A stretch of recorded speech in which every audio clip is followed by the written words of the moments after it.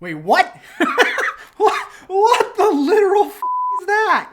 Welcome back to the channel. It is a beautiful sunny spring day and we are back at it working on the RX7. Now some of you may have noticed in the Porsche video that the trunk was pulled apart again, and that's because we are still having fuel issues. So today we are going to pull the fuel pump assembly out, take a look, see what's wrong, replace what needs to be swapped, and get this car running. So I got the cover off and I'm looking at a filthy, dirty fuel hat. Now I'm gonna get that cleaned up, but I gotta get these wires out of the way, gotta get that harness unplugged and get these AN lines disconnected so we can get the fuel pumps out.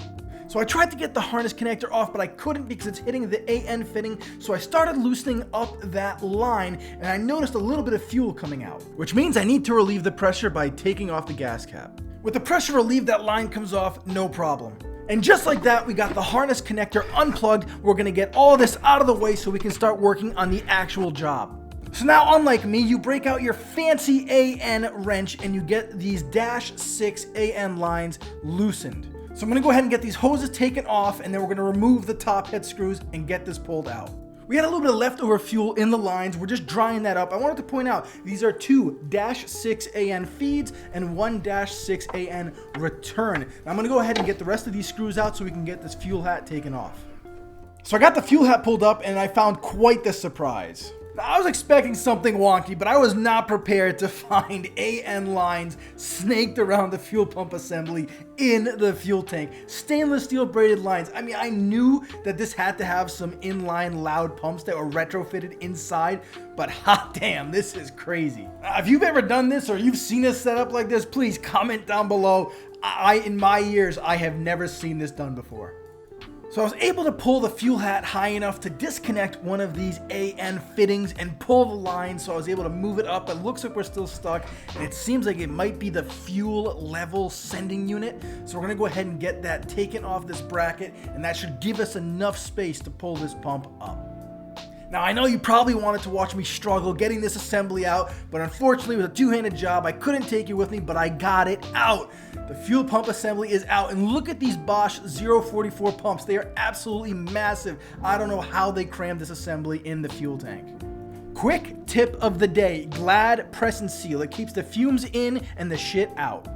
So for those of you that didn't know, my FD RX7 had a 3-rotor 20B engine in it prior. That's why it had this fuel system. Now we've had a lot of problems. We almost blew up a motor. We're getting rid of these pumps. We're going to a Walbro 450. Should give us more than enough juice that we need to make that, high 400s, mid to high 600s on E85 without issue. We're going to get more reliability, and if we do lose the pump, it'll be like fuel cut and not losing the engine. I'm going to start pulling the electrical connectors off of the fuel pumps, get the wiring out of the way, start disassembling this fuel pump setup, taking the threaded rods out, getting rid of all those fittings, and getting this mocked up for the new solution.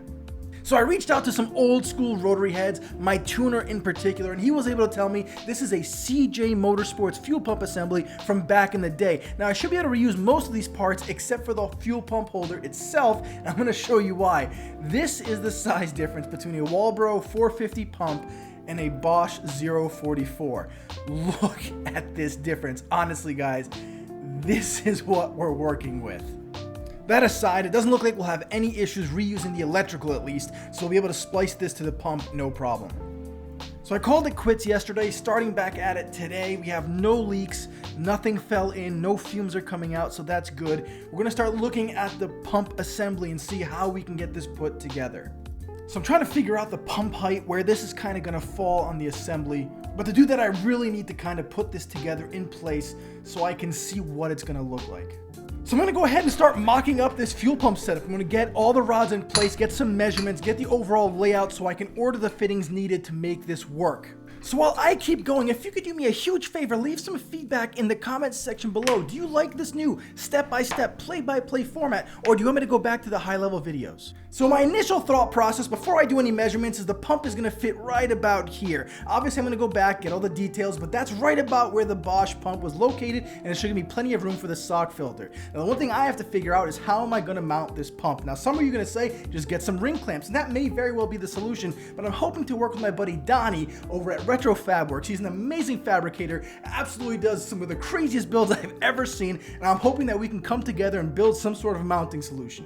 In the meantime, we're going to use some zip ties, so I promise this will not be the permanent solution, but it lets me measure how much line I'm going to need, what fittings, and kind of figure out how everything's going to fall in place. But I don't want to forget a really important piece, and that is the fuel level sensor. I want that fuel gauge to continue operating. There's also a fuel temp sensor on this assembly, so I'm going to get that mounted and figure out the clearancing between that and the fuel pump. So this is what I came up with. I've got my order in with Summit for the fittings and fuel lines, and those should be here soon. Well, look at that, Summit delivered. I think I ordered these not even 2 days ago, and all the parts are here. So I've got my -6AN to 3/8 barb fittings, my hose clamps, and my fuel line. So I got the fittings mounted, I've got the fuel line measured, and this is how it came out. So that about wraps up this video. I don't want to go too long. This is what it's going to pretty much look like. In the next video, we're going to tear apart the front of the car. We're taking the intake manifold off, fuel injectors, fuel rails, redoing all the fuel lines, and making sure this car is ready for the new season. I figured this is appropriate. We just spent all this time talking about fuel systems. Honestly, guys, I don't care if it's H3R or something else. Just make sure you have a fire extinguisher. Be safe out there.